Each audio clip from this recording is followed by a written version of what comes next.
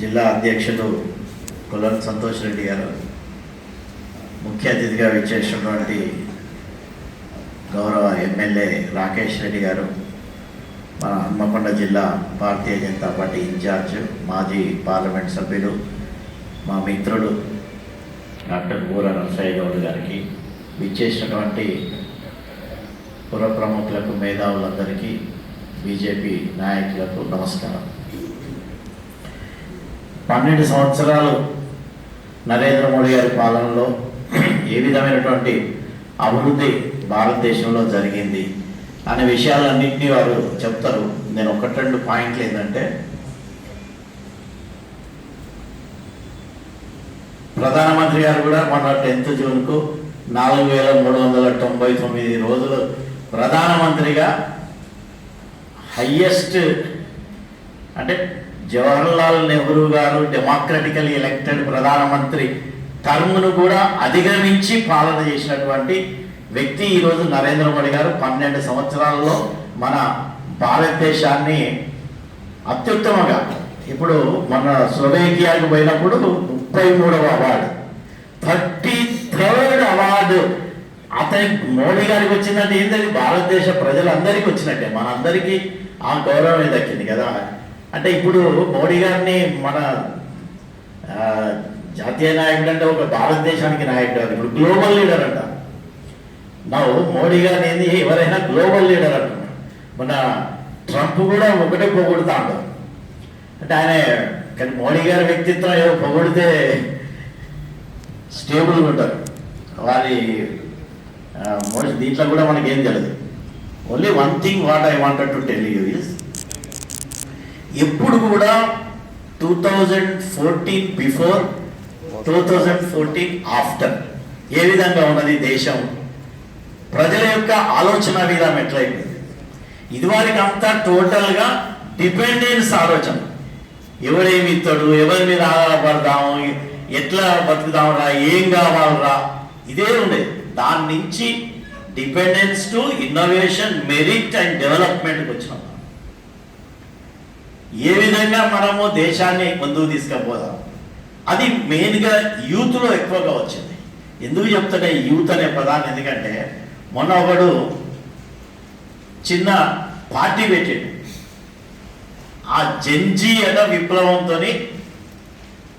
వీళ్ళు, అంటే ఇండైరెక్ట్గా డైరెక్ట్గా అనుకుంటాం, అది ఎగ్జాక్ట్లీ అగెన్స్ట్ మోడీ గవర్నమెంట్. దానికి చాలా బ్యాక్గ్రౌండ్ ఉన్నది. కాక్రోచ్ అని పెట్టి, మనం యూజువల్గా బొద్దింకని చూస్తే ఇంట్లో ఏం చేస్తామే, బొద్దింకని కనపడగానే ఏం చేస్తాం చెప్పండి, బొద్దింకని కనపడితే చంపుతాం కదా. కాక్రోచ్ పార్టీ పెట్టి మనల్ని ఎల్లగొట్టాలి. సో ఆ జెన్జీ పదం యూత్ను ఏది మాడలేదు. బంగ్లాదేశ్లో జెన్జీ ఉద్యమంతో ఆ ప్రభుత్వాన్ని పడగొట్టినట్టు, నేపాల్లో జెన్జీ ఉద్యమం ద్వారా నేపాల్ ప్రభుత్వాన్ని పడగొట్టినట్టు, భారతదేశంలో కూడా ఒక చిన్న గొడవ సృష్టించి ఏదో ఒకటి చేద్దామనే ఆలోచనతో దిగింది. లక్షల ఫాలోవర్స్ వితిన్ 5-6 డేస్ అనేవి. దాని డెప్త్లోకి పోతే అసలు ఫాలోవర్స్ ఎవరు వీళ్ళని చూస్తే more than 8 million from the పాలస్తీనా, ఒక 8 మిలియన్స్ ఐవరీ కోస్ట్. ఇంత దేశం, ఆ దేశం ఉన్నదే మన Warangal అంటుండదు.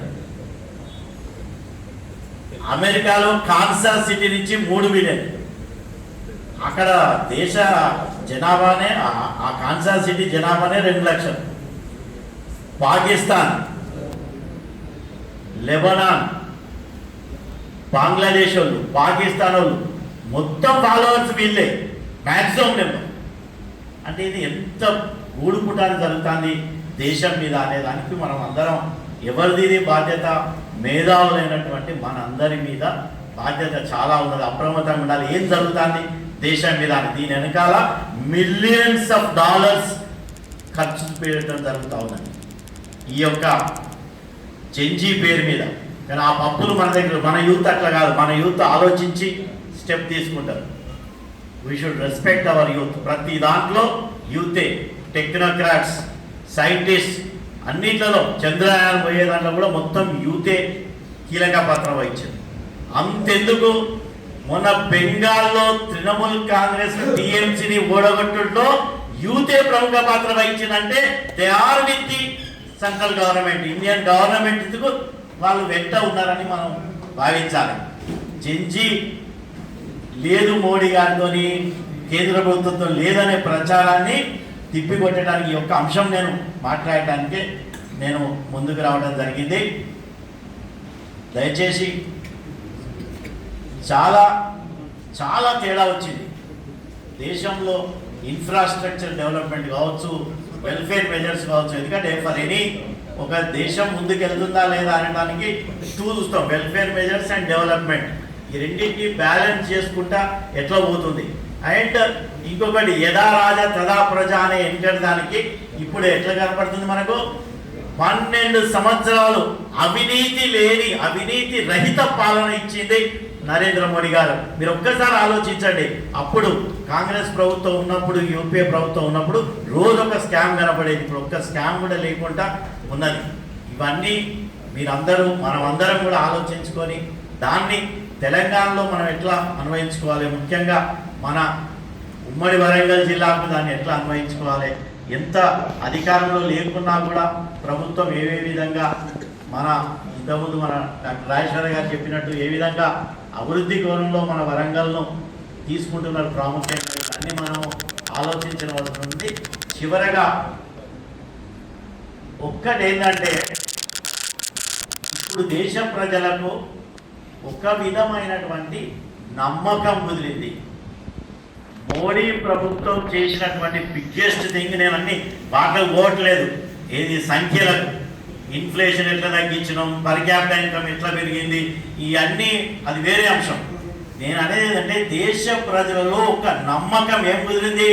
We can do it, మనం చేయగలుగుతాం, మనం ముందుకు వెళ్ళగలుగుతాం, మనం అభివృద్ధి చేయగలుగుతాం అనే ఒక నమ్మకాన్ని కలిగించగలిగింది ఈ యొక్క మోడీ గారి ప్రభుత్వం. ఆఫ్టర్ 14 అంటే 12 ఈ యొక్క సంవత్సరాలలో 12 సంవత్సరాలలో నమ్మకాన్ని కలిగించినటువంటి ప్రభుత్వం ఏదన్నదంటే ప్రధానమంత్రి నరేంద్ర మోడీ గారి ఆధ్వర్యంలో ఉన్నటువంటి ఎన్డీఏ ప్రభుత్వం అని ఘంటాపరంగా మనం చెప్పొచ్చని తెలియజేస్తూ ఈ అవకాశం ఇచ్చిన జిల్లా అధ్యక్షులు కృతజ్ఞతలు.